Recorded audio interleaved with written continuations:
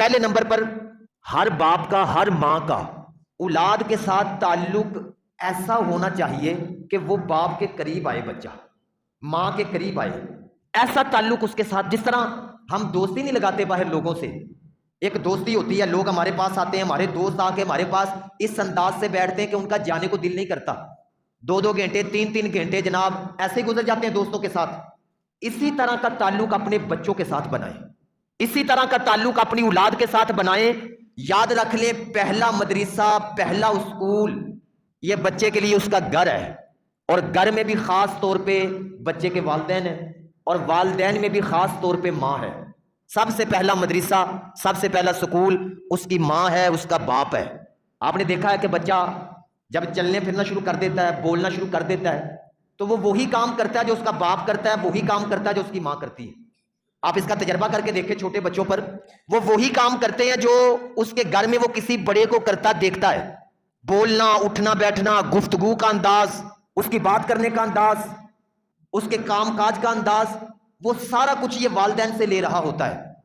اور کئی والدین ایسے ہیں انہوں نے اپنے بچوں کے ساتھ تعلق محدود رکھا ہے، بس ایسا تعلق بنایا ہوا ہے کہ بس بچے تھوڑی دیر والدین کے پاس بیٹھتے ہیں، تھوڑی دیر، زیادہ وقت ان کا دل نہیں چاہتا باپ کے پاس بیٹھنے کو.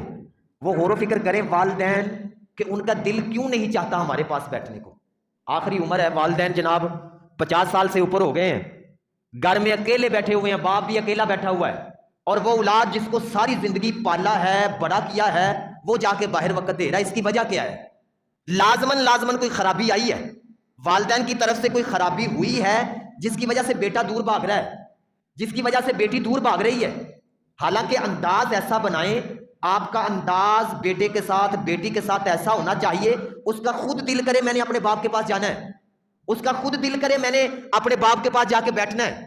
باپ آواز دے رہا ہے لیکن بیٹا بیٹھنے کے لیے تیار کوئی نہیں. باپ چاہ رہا ہے کہ بیٹا میرے پاس آئے، آ کے بیٹھے، لیکن اس نے اس بچپن کے دور میں، یہ جو پہلے 10 سال تھے، ان سالوں کے اندر اس نے اولاد کو قریب ہی نہیں کیا. دبکوں کے اوپر زور رکھا، ڈانٹنے کے اوپر زور رکھا، گالیوں کے اوپر زور رکھا. اس کا نتیجہ یہ نکلا جب ضرورت تھی اولاد کو قریب بٹھانے کی، اولاد قریب نہیں آئی اس وقت. یہ خرابی پیچھے سے پیدا ہوئی، پیچھے سے پیدا ہوئی. پہلے نمبر پر یہ یاد رکھیں کہ اولاد کے ساتھ ایک دوستانہ تعلق بنا لے.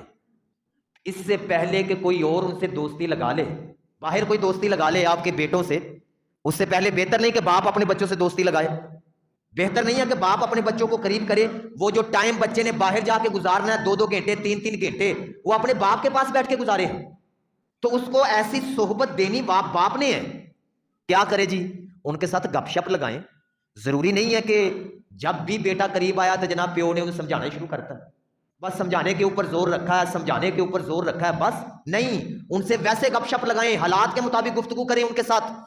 کوئی اور سمجھانے کے علاوہ کوئی اور، جس طرح ہم اپنے دوستوں سے گپ شپ کرتے ہیں اس طرح کی گپ شپ ان کے ساتھ لگائیں.